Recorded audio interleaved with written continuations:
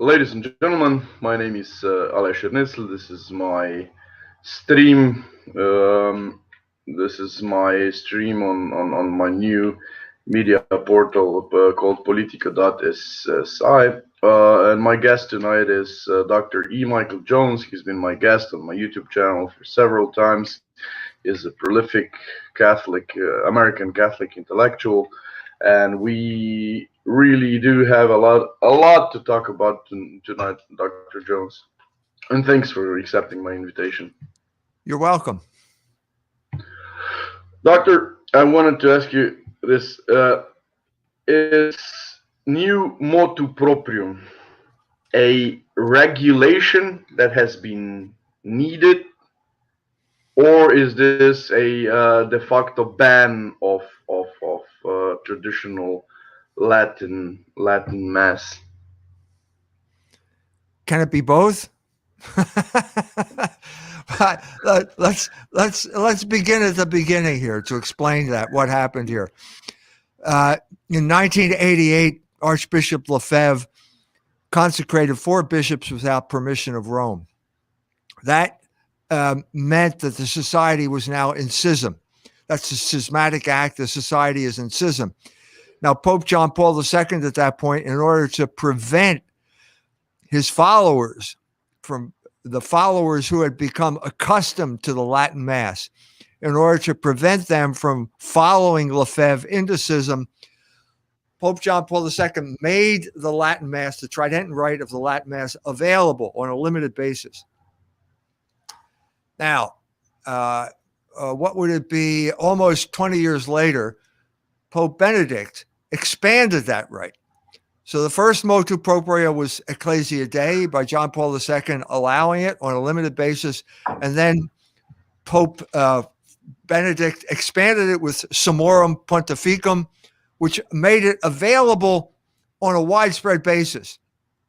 Now, this was part of his campaign to end the Lefebvreite schism. The other part was lifting the excommunications on the 4 bishops. Okay? Now, those 4 bishops were all sent letters. And the letter, I know this because I met with Bishop Williamson in London, and he said he had a letter on his desk saying, I accept Vatican II in light of tradition. So when I walked in the door, he told me that. I said, well, go upstairs and sign it, and we'll talk about tennis, because we were at Wimbledon at that point. That's where the headquarters were. Well, he's spent the next 3 hours explaining to me why he couldn't sign that letter, even though he began it by saying that Archbishop Lefebvre would have signed that letter. How can you not sign that letter? It means how can you disagree with interpreting Vatican II in light of tradition? Anyway, didn't sign it. And at this point, I got some type of insight into schism. It's not just a technical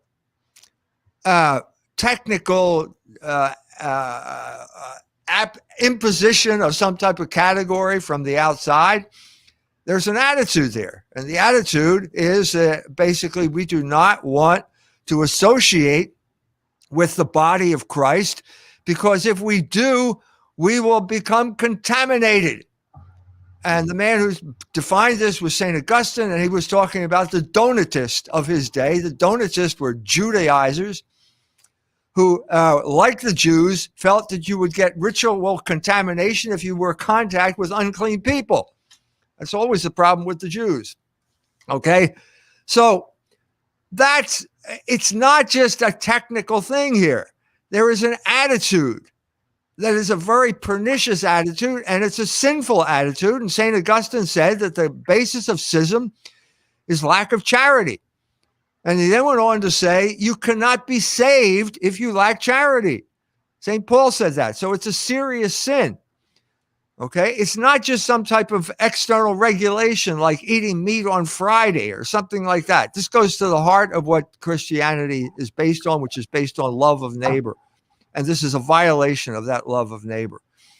So I think personally that Pope Benedict was naive when he issued Summorum Pontificum, because at this point he ignored the deep-seated schism that was a part of the SSPX, but also expanded this indult, which was meant for a few people to prevent them from going into schism, to make it basically a general right for the church.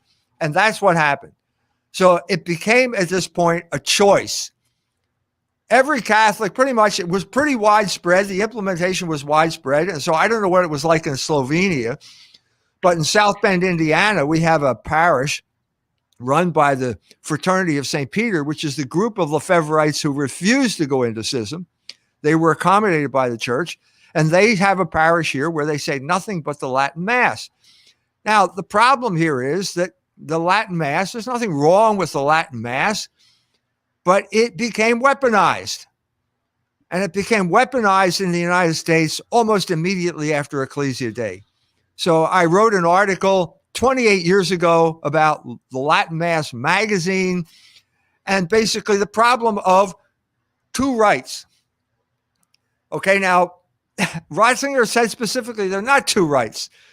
There's two translations of one right, but that's not the way it was perceived. It was clearly perceived as two separate rights. And once you have two rights, you've got to make a choice. And as soon as you make a choice, you're going to say that one is better than the other. And that's what happened here.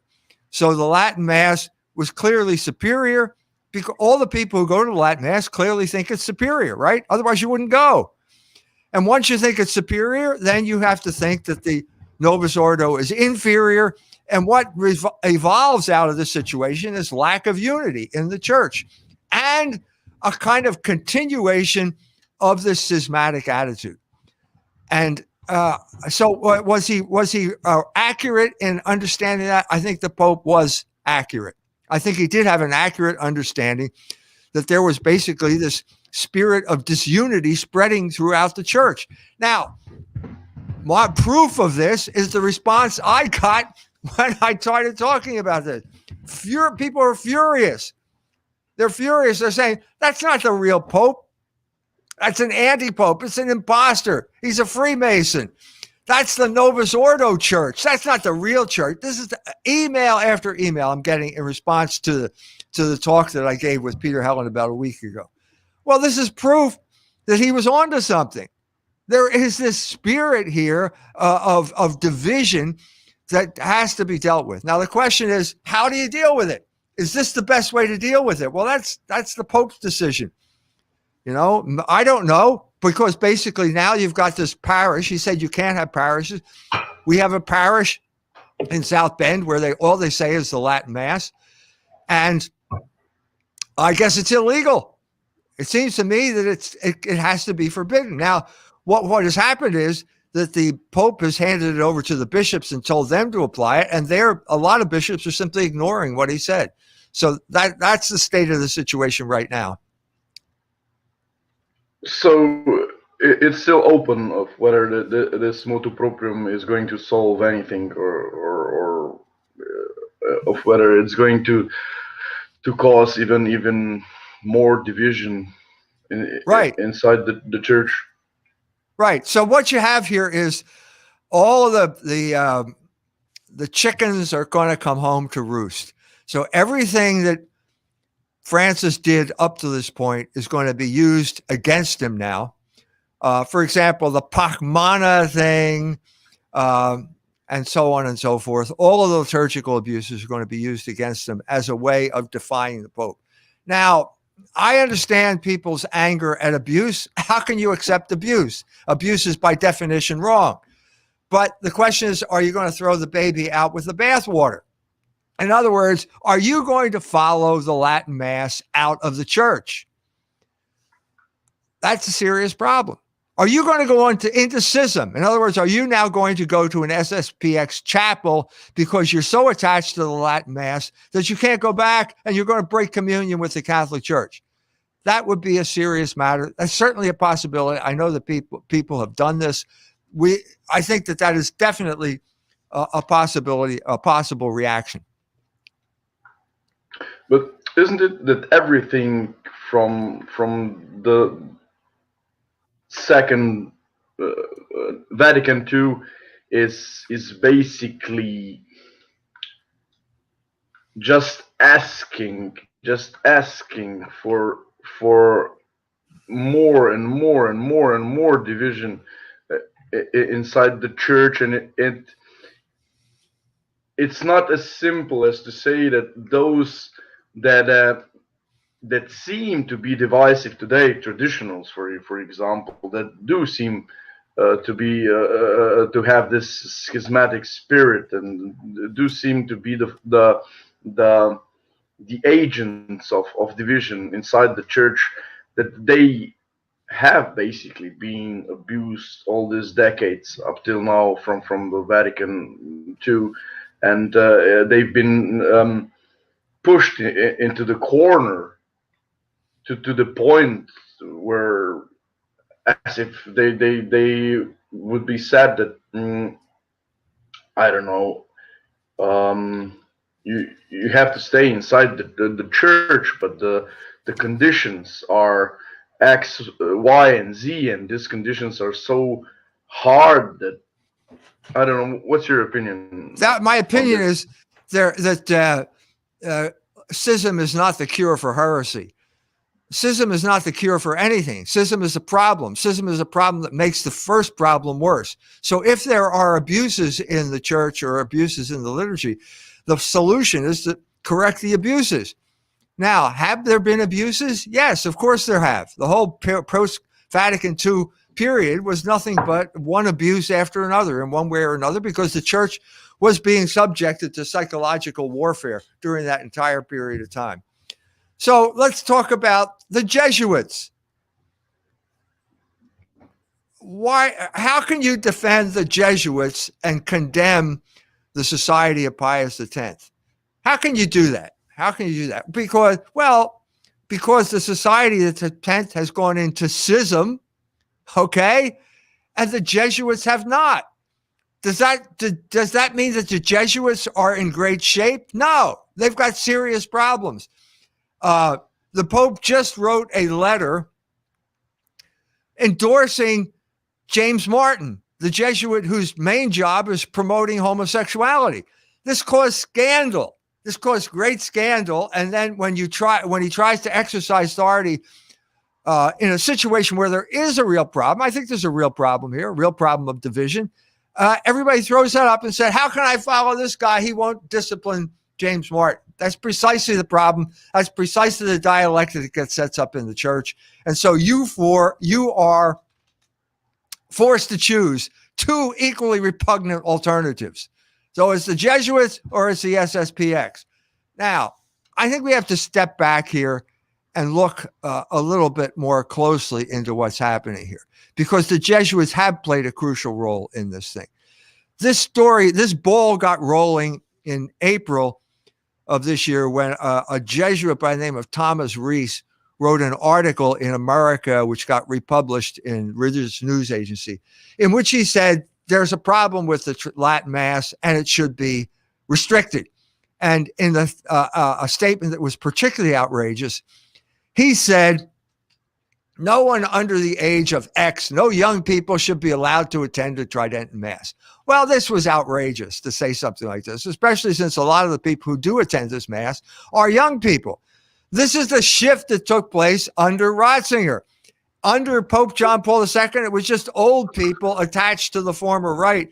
Once Ratzinger made it widely available, groups like the FSSP, the Fraternity of St. Peter, a Fraternal Society of St. Peter, established parishes, and it grew, and they attracted a lot of young people. So now they're in a very problematic situation. The people there are going to have to say, well, what do I do? Where does my primary allegiance lie?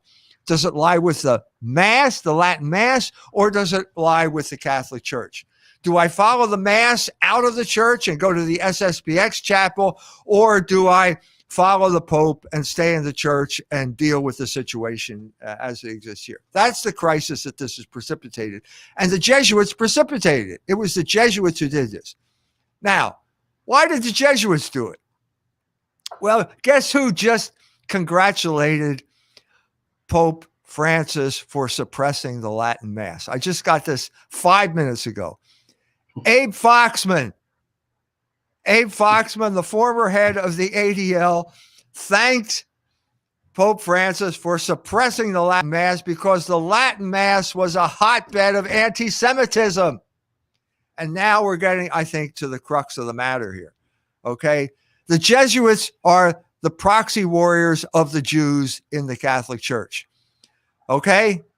Proxy warriors, they do the bidding of the Jews. All you have to do is read America Magazine, and you'll see that the Jesuits are chaplains to the oligarchs, and they endorse every single Jewish oligarchic initiative, from homosexuality to suppression of the Latin Mass. They do it.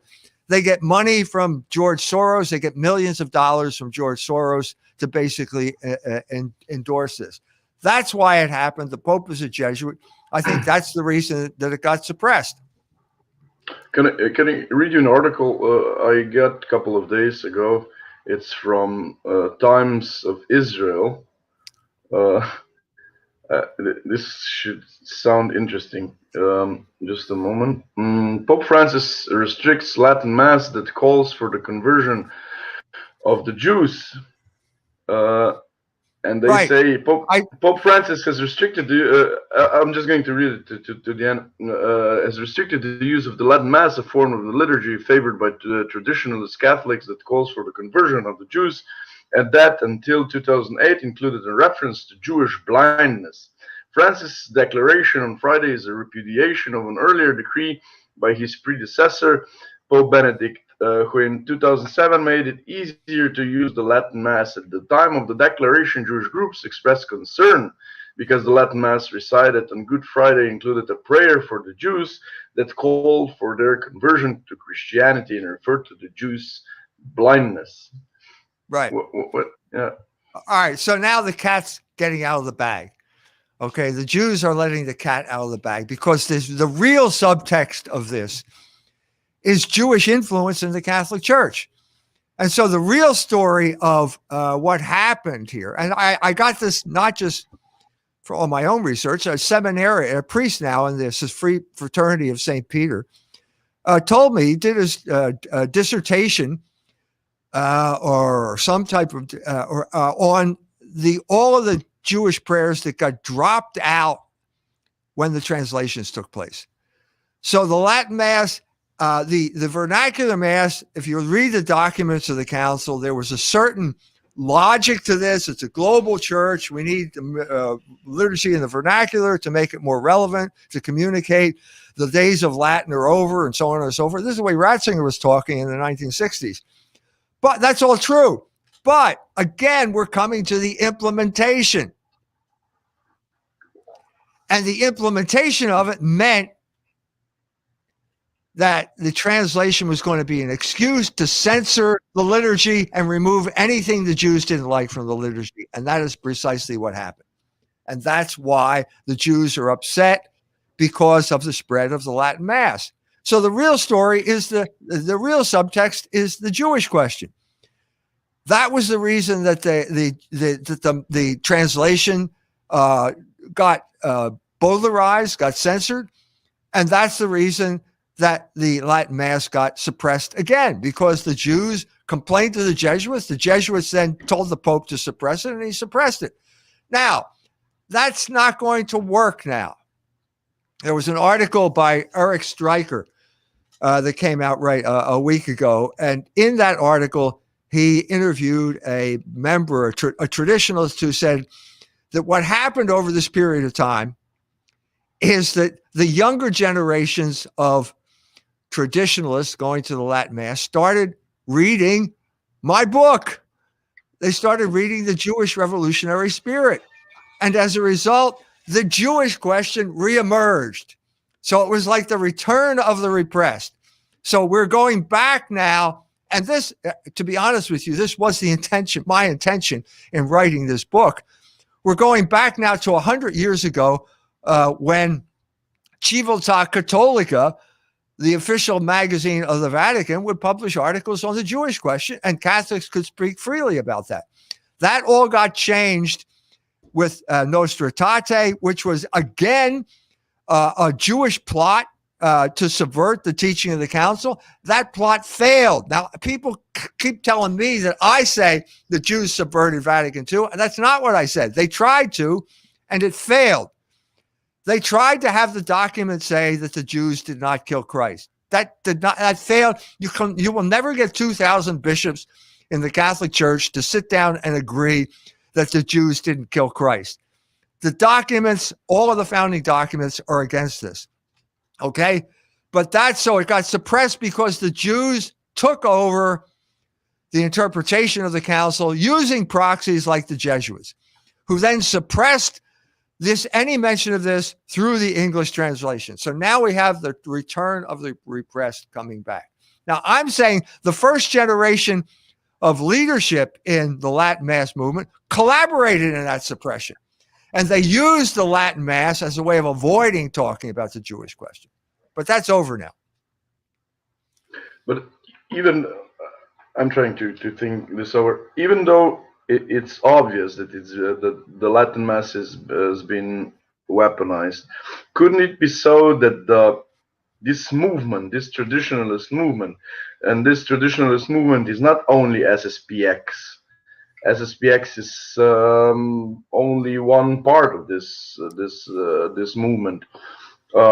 Couldn't it be that this movement's been a sign of Logos inside the church, the only agent that can help the church fight the malevolent influence of Jesuits and the Jews inside the church?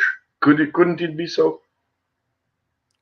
It is a sign of dissatisfaction that young people do not prefer this liturgy. Some of them do. I think that's true. I think you could say that. I think that people can go into this with sincere intentions, but it still got weaponized.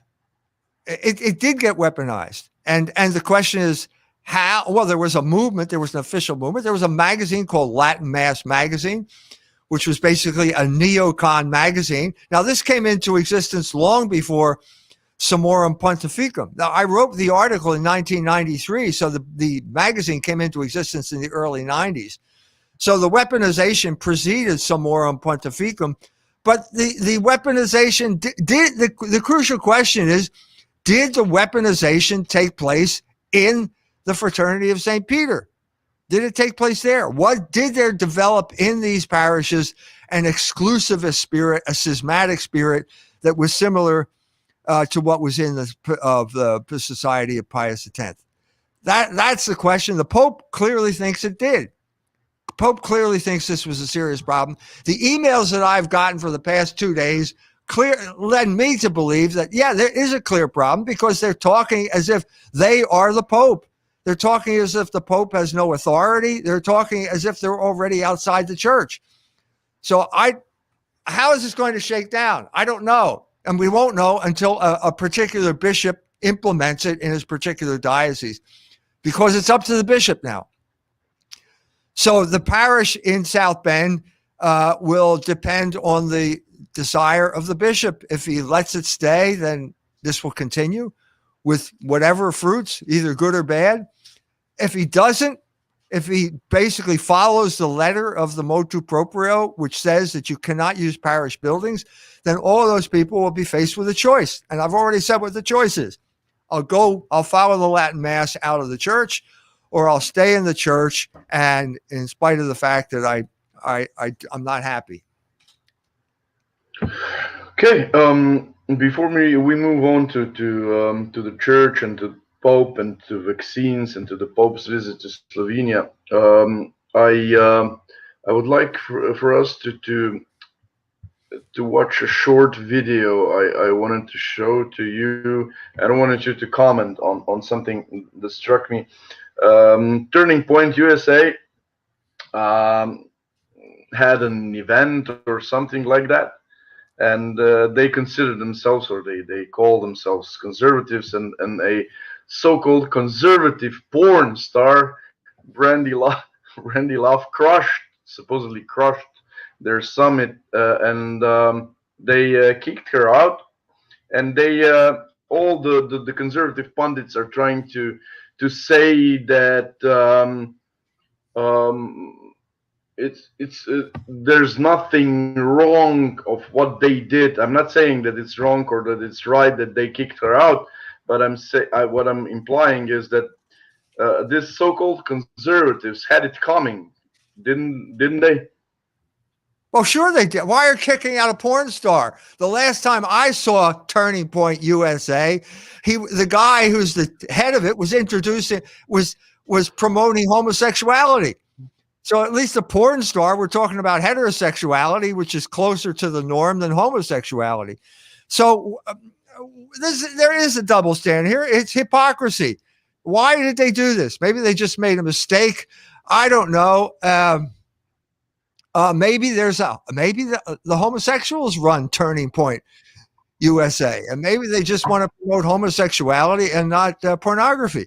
No one has said more against pornography than I have. I have helped a generation of young people break the addiction to pornography. Okay, so I'm totally against it.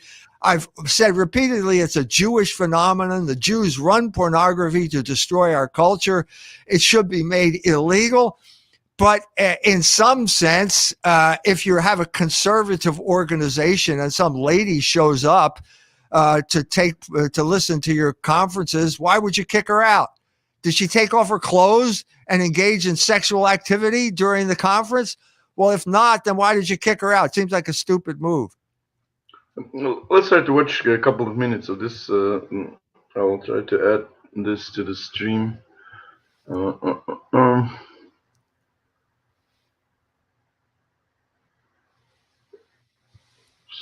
Just a moment.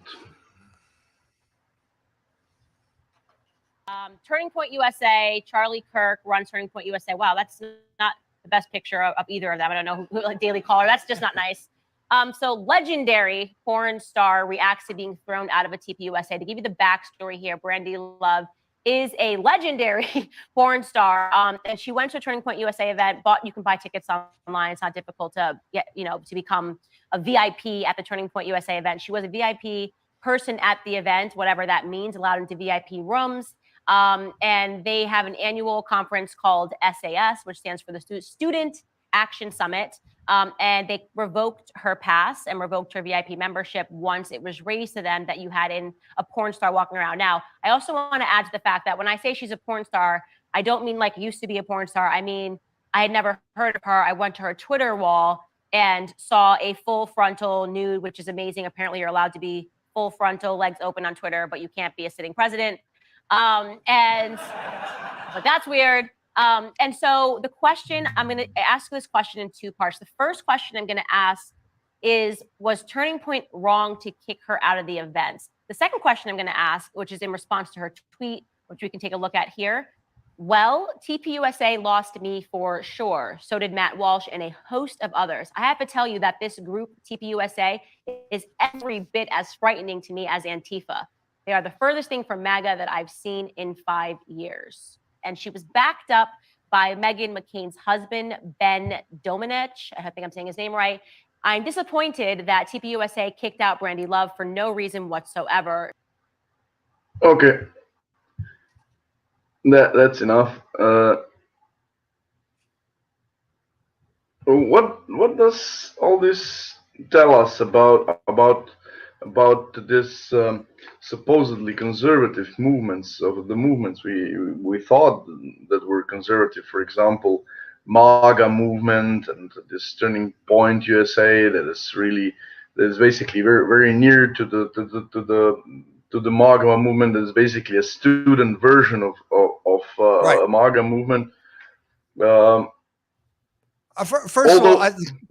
First of all, conservatism is dead. It's a completely obsolete ideology. What we're talking about here is outreach for the Republican Party. It's not really a conservative movement. And I've said publicly before, and I'll say it again, that Charlie Kirk is a coke sucker. He gets money from the Koch brothers and he does what they tell him to do. So this is not a grassroots movement. This is something that is organized by the Republican Party to get people to vote. Now, if this lady showed up simply out of a sincere desire to simply listen to those things, they shouldn't have kicked her out. If this was a stunt, okay, to give legitimacy to porn stars and pornography, and to invite young people into the VIP lounge with someone of this ilk, then they should have kicked her out. So it's a question of, what were the details here? This is the first time that I've been that I heard Candace Owen talk about it. So if there was some type of endorsement, yeah, shit, they were right. They were right to kick her out. But why were they endorsing her in the first place? On the other hand, it could have been a setup, like that recent setup with Tucker Carlson, with that supposed guy in Montana who walks up to him and says, "You're the most horrible person in the world," as if that's some type of spontaneous meeting that was planned in advance. He's a CIA operative or working for the Asia Foundation, which is a CIA operation. So that was all set up. That's completely phony. Whether this was that, I can't tell. From the beginning. A question out of topic: is it wrong to respect porn stars and hookers more than people in Slovenian public administration that watch Netflix in work hours? Okay, this is really off topic. Yeah. The main reason that conservatism is obsolete is that now we have government as an obsolete form. And we're really ruled by private corporations, and conservatism doesn't know how to deal with this problem, because if it's private corporations, then it shows to be good and it's all competition. That is completely outdated ideology. It goes back to 1947, the road to serfdom, when Stalinism was basically the regnant political force in Slovenia, and the domestic version in America was called liberalism, and it was all big government and so on and so forth. Those days are completely gone. The significant moment right now is the fact that the president's press secretary announced that they're collaborating with Facebook. This is really significant, because if the president is collaborating with Facebook, that means Facebook is collaborating with the president. And that means that Facebook has become an arm of the government. And if that is the case, then First Amendment rights apply to all of us on the internet. And we cannot be banned from these platforms simply because some private entity claims that they don't like us or don't like what we're saying. Yeah, but it follows from this naive faith in the so-called capitalism, doesn't it? Of course it does. Capitalism is going to solve all these problems. This is a completely outdated, obsolete ideology that had its high point in the Reagan-Thatcher era of the 1980s. And the mess that we're in right now is largely because these people undermine the role of government, which is to protect us. By us, I mean non-oligarchs. People who don't have billions of dollars could spend $28 million to spend 5 minutes in space, and can buy politicians and anyone else they need and live in an alternative universe. Yeah. Okay. Let's move on towards the question of mandatory vaccines, and not only mandatory vaccines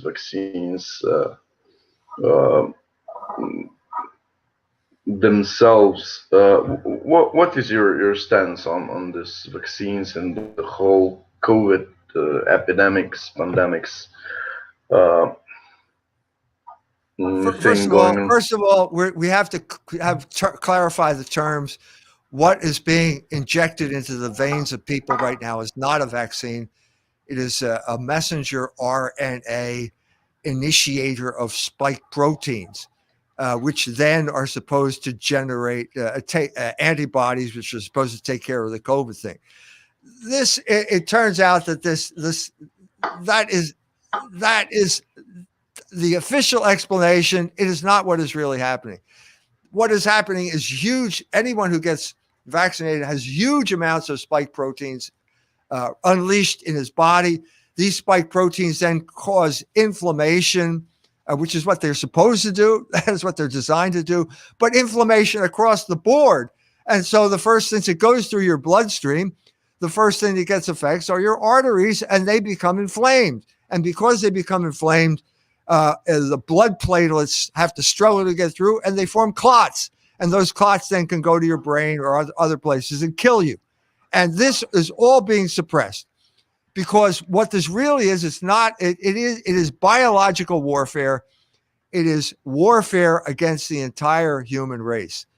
It was created as a weapon. The COVID was weaponized, just like the Latin Mass.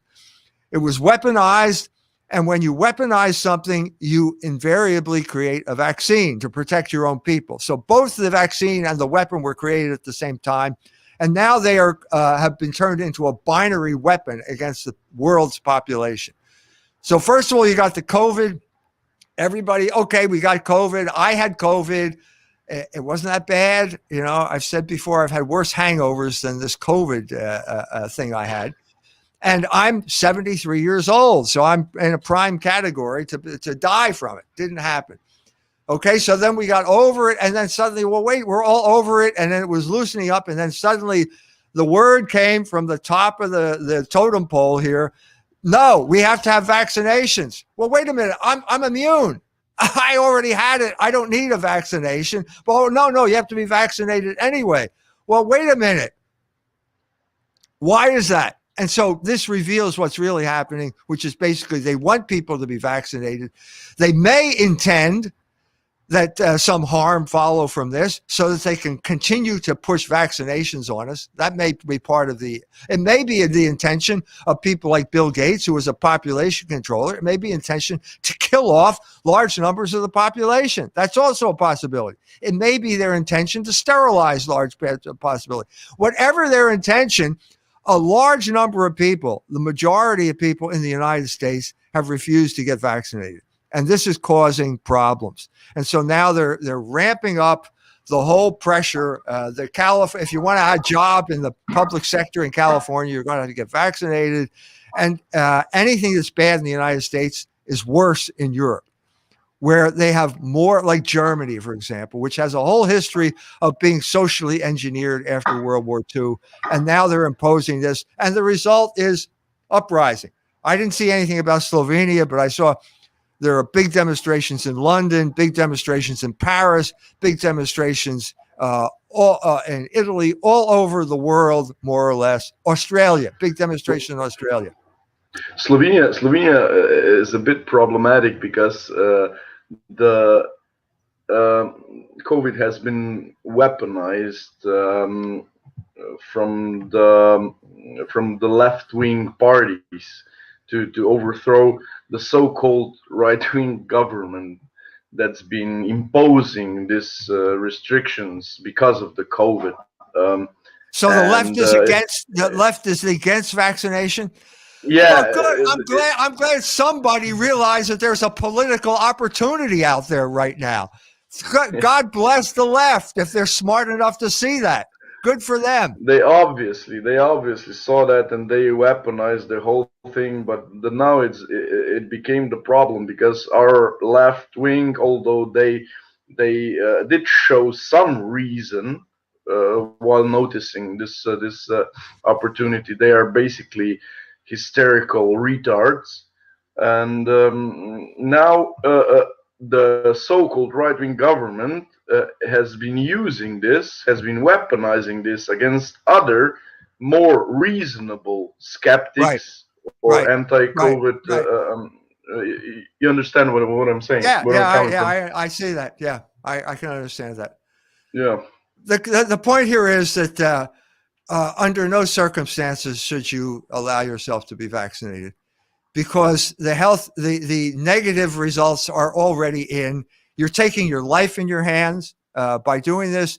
That we don't even know what the long-term effects are going to be, and so under no circumstances this is not medicine. If it were real medicine, they would have had real trials, And if they had the casualties that they've had with this, with real medicine, it would have been discontinued immediately. So this is proof it's not real medicine. This is biological warfare to bring the entire world under some type of scientific, pseudoscientific hegemony that basically abrogates all rights that we have achieved under representative government. In this sense, it's a continuation of everything that has happened up to now. Gay marriage, the deplatforming on the internet, the whole campaign against hate speech. This is all the same pattern of basically destroying the rights that we had under representative government. What about the Catholics and the fact that the vaccines? I'm not sure if every vaccine uses it, but what about how vaccines use aborted babies in their production? How can Catholics or the Pope support that? I've talked to moral theologians, and they tell me that it's remote participation in evil.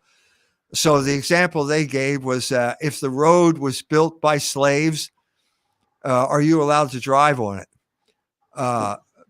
Because you're obviously benefiting from the evil of slavery if you drive on a road that was built by slaves. Well, that's remote. I can see how slavery is remote. I don't see how the cell lines are remote. I think that this is an ongoing process, and we are benefiting from people. Now, they will say, well, the cell line for this was created way back then, and it's all on its own, and it's not part. Well, this is a debate. I'm not a moral theologian, okay? I'm just trying to convey to you the explanation that the moral theologians gave, and that apparently held sway over the Catholic Church, and that is one of the main reasons why the Catholic Church is hors de combat, as the French say, missing in action in the biggest struggle of our lifetime, which is happening right now. Hors de combat. The other reason is that the Catholic theologians base their premise on the fact that this is the claim that this is a vaccine. And I'm saying it's not a vaccine. So that it invalidates all of your moral logic. Whatever the reason, and again, I want to come back to the Jesuits.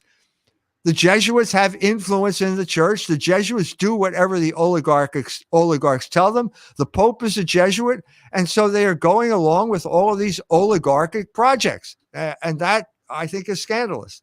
But that's the situation. A couple of minutes ago, I saw this question, and I thought it was good, but then we went on. How fits in this picture ADL as a political police in the USA and globally? And some other commentators said that, I have it. The FBI is now nothing more than the armed wing of the ADL. Has it come so far, or has it? First of all, there is truth to that.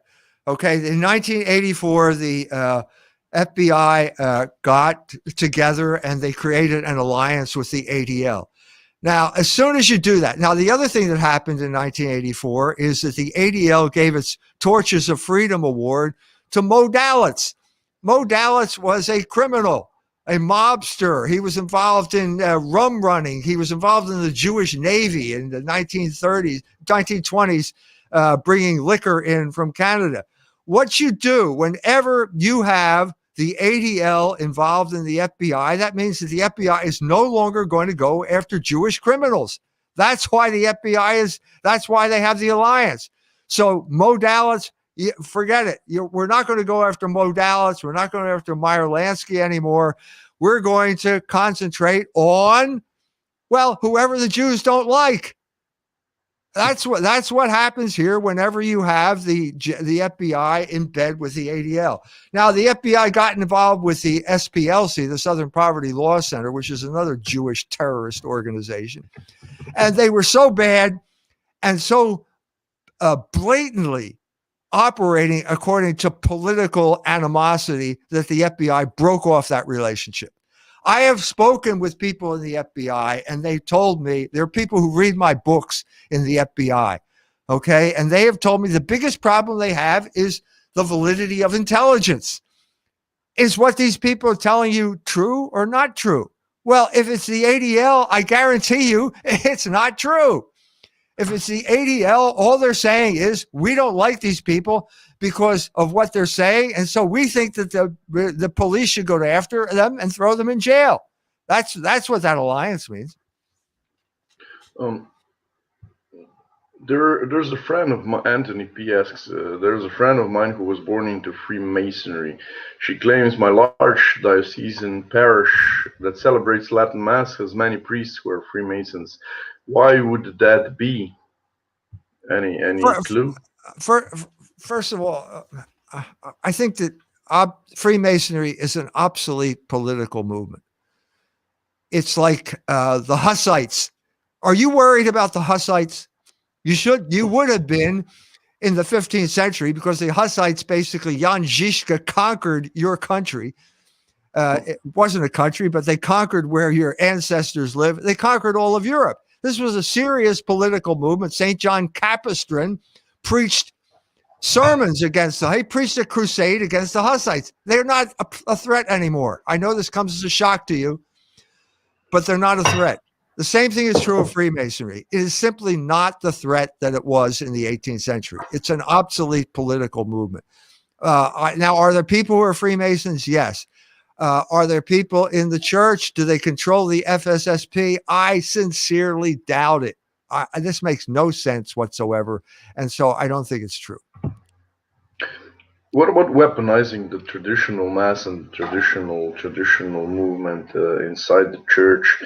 Could it be that those who are against the prosperity of the church, that they would know, that they would recognize the potentiality of such a movement to get the church back on track, and they would try to subvert it and send of course they do. Own agents. There was a whole. I mean, my operation was basically happened at the same time as the neoconservative colonization of the Catholic Church. There were neoconservatism is a Jewish, largely Zionist operation that arose in reaction to Jewish Bolshevism, largely in America, because things always change, and they're always involved in one movement after another. So it was the Catholics latched onto it because it let them to oppose the liberals. But what the Jews got as their benefit was Catholics fighting each other. Well, that's exactly what you have now with the Latin Mass. Okay. Now, I know this for a fact because one of the prime targets for takeover were magazines. Now, no one made me an offer. Okay. But Dale Vree was the editor of New Oxford Review, which was known as a conservative magazine. And he told the story of some Jew from New York who showed up and offered him a lot of money if he would support Zionism, muscular foreign policy, and so on and so forth. That dominated a certain part of the Catholic Church in America for a significant period of time. First Things, conservative magazine, interested in religion, was run by Richard John Newhouse. It was created by two Jews, Norman Podhoretz and Midge Decter, who basically took $250,000 that was supposed to go to the Rockford Institute, which was a paleo-conservative operation, and they created First Things with it. Everybody knows that. Whenever it gets up on the First Things website, somebody immediately takes it down because it doesn't make them look good. But that was the story. That was the subversion of the Catholic Church that was taking place at that time. Or you can go back to the Vatican Council, where the Jews were promoting Malachi Martin and the Jesuits were involved in that. So it's one thing after another. They're always using their influence to create conflict within the Catholic Church. So I said before, the Catholic Church can either have unity or it can have good relations with the Jews, but it can't have both. If you want unity, you're going to have to take a stand against Jewish influence of the sort that led to the banning of the Latin Mass. It's that simple. But isn't this anti-Semitism? Anything is anti-Semitism if the Jews want it to be anti-Semitism. Okay? I could say something that I just said. This is pretty much the same thing that Abe Foxman said about the Latin Mass. He can say it, and it's okay. I can say Jews are behind gay marriage, and people will call me an anti-Semite. But when a Jewish lady says that, it's a compliment. So we cannot work with a term like anti-Semitism. It's a meaningless term. As Catholics, what we should say, the question we have to ask is it immoral to criticize Jews? Is it? Is it? Is it? Can I get an answer from the Pope here or a theologian? Is it immoral to criticize Jews? Yes or no? Because I'm not an anti-Semite. I'm not going to say that, but I will say that I do criticize Jews. And I want to know if I'm committing a sin by doing that. Am I? I think Jordan B. Peterson would say to you that you should first get your parish. Clean up my room. To clean up your okay, parish. I'll clean up my room, Jordan. But This is collectivism. I still need an answer to this question, even if I do clean up my room. We as Catholics have to take a stand right now and say, look, is this a sin? If it's a sin, then you're going to have to explain to me how Jesus Christ committed a sin, because Jesus Christ criticized Jews. And then you're going to have to explain to me how Moses criticized Jews.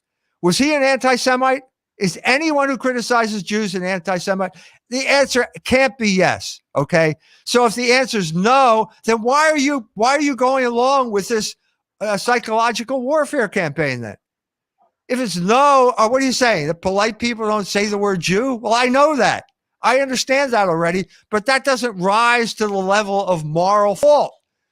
So we have to be perfectly clear about what we're doing. There's nothing racial about what I'm saying. I'm saying that Jews have inordinate influence over our culture, that they can destroy your life, and nobody should have this power.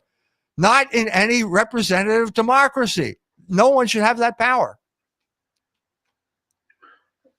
Someone asked, what is wrong with the Pope receiving, because someone already wrote that Pope's been receiving 2 billion a year from the Chinese government, and Reconciliation is asking, what is wrong with the Pope receiving money from Chinese people? Are there not Catholics in China? There are Catholics in China. There are Catholics in China. This is the first time I've ever heard that story. I suspect it's not true, but if the Pope were, let's say, to take money to compromise the Chinese church, that would be wrong. But it's one of those claims. You'd have to substantiate that claim before I could take it seriously. Project for New American Century and its role in creating Greater Israel. That was the neoconservative manifesto in the 90s that predicted basically 9/11. They mentioned some type of Pearl Harbor style catastrophe. It was like the roadmap for neoconservative Jewish the takeover of the United States of America, and a lot of it came true.